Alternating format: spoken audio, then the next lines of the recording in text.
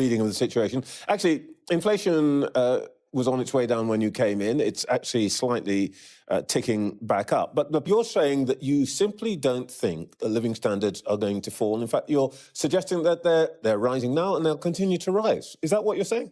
Yeah, I'm confident that we will see living standards increase during the course of this Parliament. I want to come to what you're going to do, but I just want to get clear on what you think the problem you're solving is. Has the economy declined, got worse, more difficult since you came to office or not? The economy is not growing fast enough. I'm not satisfied with the numbers that we see at the moment. It's not growing at all. The last month was 0.1. OK, it's gone up and down a bit, but it's basically flat on its back. And it's not possible within just a few months to reverse more than a decade of economic stagnation. But we are making the changes that's necessary to get Britain building again, to bring money into the economy. The International Investment Summit that we hosted last year. You have no fiscal headroom left. Just how serious is the country's financial situation? I'm not going to preempt the Office of Budget Responsibility's forecast, but the world has changed. We can all see that before our eyes. And government are not inactive in that. We'll respond to the change and continue to meet our fiscal rules, but we're also shaping the new world, whether that's in the defence and security realm or indeed on the economy. I promised at the general election to bring stability back to the economy. As a result of that stability, interest rates have been cut 3 times since the general election. That's a far cry from the 11% inflation and the interest rate hikes that we saw under the previous government. And that's only been possible because we've put our public finances on a firm footing, and we've also put our public services on a firm footing, which is what I did in the budget last year. This is a rather cheerful reading of the situation. Actually, what occurs when a leader becomes a bit too relaxed? Did Rachel Reeves truly expect Trevor Phillips to treat her gently, particularly during a live broadcast? He sliced directly through her prepared remarks, and his response left her utterly speechless. When Trevor Phillips smoothly turned to Rachel Reeves and pressed her to clarify the alleged $22 billion gap she repeatedly cited, the atmosphere in the studio instantly shifted. It was a simple inquiry, yet it struck sharply. Reeves, who occupies one of the nation's most powerful financial roles, appeared momentarily unsettled. For a figure tasked with overseeing Britain's economy, she failed to outline the source of the number, much less justify it. Reading of the situation. Actually, inflation was on its way down when you came in. It's actually slightly ticking back up. But the point I really wanted to ask you about is to describe how serious you think it is. The Joseph Rowntree Trust Foundation today predicts a huge fall in living standards by the end of this Parliament. I reject that. You think they're just wrong? I reject that. And the Office of Budget Responsibility will set out their forecast this week. Living standards in the last Parliament were the worst ever on record. The Office of Budget Responsibility forecast in October that living standards would increase at double the rate in this Parliament as they did in the last Parliament. They'll set out their updated numbers this week. But if you look at wages at the moment, wages are rising today at twice the rate of inflation. That is very different from what we saw under the previous government. But just to be clear, you're saying that you simply don't think the living standards are going to fall. In fact, you're suggesting that they're rising now and they'll continue to rise. Is that what you're saying? Yeah, I'm confident that we will see living standards increase during... What unfolded during the following 6 minutes wasn't mere political discomfort. It was a full collapse. Reeves faltered, contradicted her own points, dismissed evidence that weakened her argument. And by the close, the audience felt more baffled than enlightened. Yet this wasn't only a poor exchange, it was a revealing one.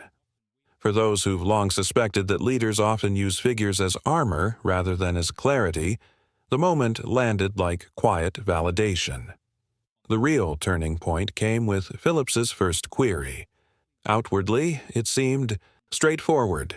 Can you define precisely what this $22 billion deficit represents? But it was anything but casual. His delivery was steady, almost disarmingly calm, yet beneath it lay a pointed challenge directed at the core of Reeves's fiscal narrative. And what came next? It wasn't a minor slip or fleeting pause. It was the gradual, visible disintegration of a careful... Rachel Reeves came across as the hesitant pragmatist, someone unwilling to deliver grim news, yet left with little alternative. She framed the dire financial outlook as an unavoidable result of the last administration's failures, presenting herself as a dutiful chancellor compelled to deliver a harsh verdict. It resembled a physician telling a patient they faced a chronic condition. Severe treatment was the only path forward, she argued.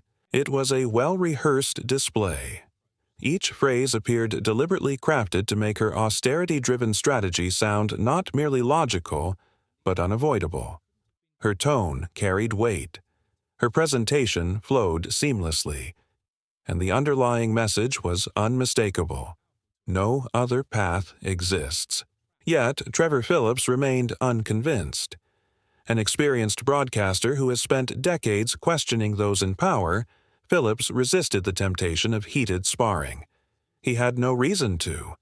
With measured accuracy, we'll see living standards increase during the course of this Parliament. What we've already seen in these last few months of the Labour government is a sustained increase in living standards. Next month, at the beginning of April, people on the national living wage will see a 6.7% increase in their wages, £1,400 more a year. That's only possible because of the stability that we have returned to the economy. And of course, those three cuts in interest rates from the Bank of England mean that mortgage rates are lower than they otherwise would have been. We've got to do more, absolutely, in terms of raising living standards, but this government have already got started in delivering our plan for change. Well, look, this wasn't merely a reporter pressing with sharp questions. It was a steady, intentional dismantling of a political storyline. Step by step, Phillips compared Rachel Reeves' public claims with official figures, and the inconsistencies grew, louder than either voice. As Reeves faltered through her replies, the narrative she had worked so hard to project began collapsing beneath close inspection. At first, she insisted there was a $22 billion gap in routine spending. But then, in a puzzling shift, she redirected the issue toward capital expenditure.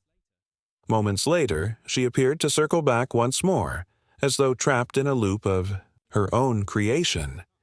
It didn't resemble a simple verbal slip.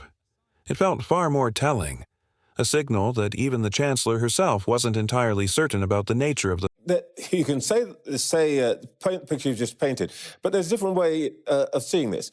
Inflation isn't coming down as fast as you hoped it was. Well, again, the Office of Budget Responsibility will do their forecast. Well, they'll do their... Well, I'm just...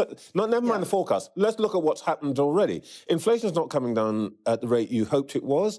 Interest rates are being held. They're not coming down. Growth figures are absolutely flat, and per capita growth is actually falling. Are you being a bit complacent about where we are now? I know that we need to go further and faster in delivering economic growth and seeing public services improve. But there are no shortcuts here. It's the hard yards that are necessary. But if you want to people to do the hard yards, you have to convince them, surely, that the situation demands it. And what we're hearing this morning from you, I'm afraid, is one that says, actually, it's kind of OK, don't worry too much. Things have changed since the general election. We've had cuts in interest rates, not hikes in interest rates, and wages are rising faster than inflation. That was not the case in the previous Parliament, which was the worst on record for living standards. But are you saying, do we need to do more to grow the economy, to address the cost of living crisis? Absolutely, we do. That is why we are reducing bureaucracy and regulation. It's why we are reforming the pension system to bring more money into the economy and so much more. It wasn't simply that Rachel Reeves failed to respond clearly. It was the way she reacted under pressure that truly stood out. Instead of delivering a direct explanation, she began retreating. Rather than correcting the record, she kept reinforcing the same points. Each effort to account for the missing $22 billion only deepened the confusion, exposing not just a slip in messaging, but a more serious absence of certainty. Phillips' style, by contrast, was steady and restrained. He didn't need confrontation. He just consistently returned to her previous remarks and the Treasury's own documents. Whenever she tried to deflect, he calmly redirected the discussion to the central issue. His quiet persistence transformed the exchange into something unusual, a political moment that not only revealed contradictions, but underscored a far larger flaw in Labour's argument. Watching Reeves attempt to reconcile her own claims felt like observing someone. Let's talk about how much of the situation we're in is you and how much is the past. You routinely blame Tories for the situation you're in, but business leaders routinely say that it was your pessimistic messages in the autumn that discouraged spending, your national insurance rise that halted hiring and depressed the economy. Honestly, looking back at it now, did you overdo the doom and gloom? When I became Chancellor, we did inherit a £22 billion black hole in the public finances. Much I had to take, contested, but anyway. Well, the OBR set out that in the numbers they published last year. We have addressed that. It did require difficult decisions, particularly in terms of tax. But that's not what I'm asking you about. The message you were giving, and the Prime Minister, through the autumn was, it's terrible, it's awful, we have to do all sorts of things. Did you overdo the pessimism? No, we took the action that was necessary to ensure that our public services and public finances were on a firm footing. And the tax... As the exchange continued, it became evident that the flaws in Rachel Reeves' case weren't isolated slips, but part of a consistent pattern. One of the most revealing points came when Trevor Phillips cited a detailed study from the Joseph Rowntree Foundation, a widely respected institution recognized for rigorous work on poverty and inequality. The findings were stark. Rising poverty, stagnant wages, and millions of households unable to meet even basic costs. It directly undercut the hopeful picture Reeves was trying to project. Yet, instead of answering with data, context, or even nuance, she dismissed it outright. No clarification, no counter-evidence, just rejection. It wasn't only an unfortunate look, it raised larger doubts. Was Reeves genuinely weighing all the evidence while shaping fiscal policy, or was she selectively relying on figures that propped up her political story? Her offhand disregard for one of Britain's most credible research organizations suggested the latter.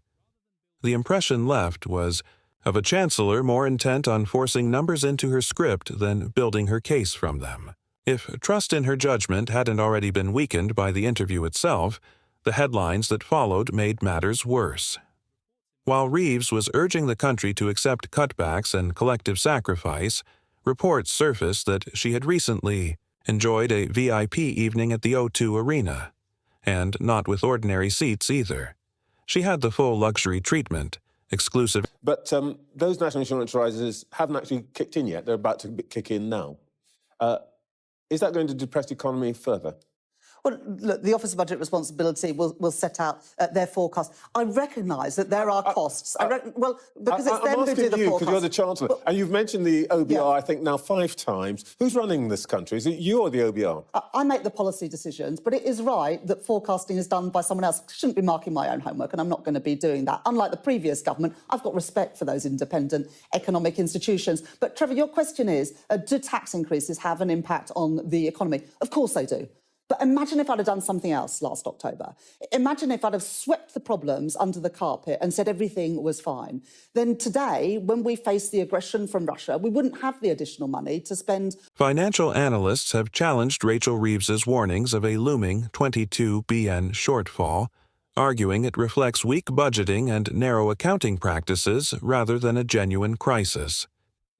They suggest the alarm was manufactured to justify tough steps such as tax increases, moves that could hinder growth, deter investment, and weigh heavily on working families.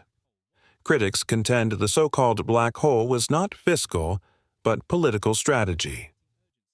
Reeves' framing cast the economy as teetering, on the edge, creating urgency for drastic measures. But if the figures were overstated, then this wasn't just a poor interview, it was a glimpse of deliberate spin. Trevor Phillips' questioning revealed a chancellor who appeared disconnected from the evidence and resistant to challenge. What Labour pledged, integrity, openness, and fairness, now clashes with Reeves' performance. Supporters hoping for a fresh approach are instead seeing familiar patterns: vague numbers, hard sacrifices for ordinary people, and privilege for the few. Insiders note the damage is already emerging. Public confidence is eroding. And if it continues, Labor risks alienating those who believed in its promise of genuine change. In politics, credibility is currency, and Reeves may have just squandered a vital test.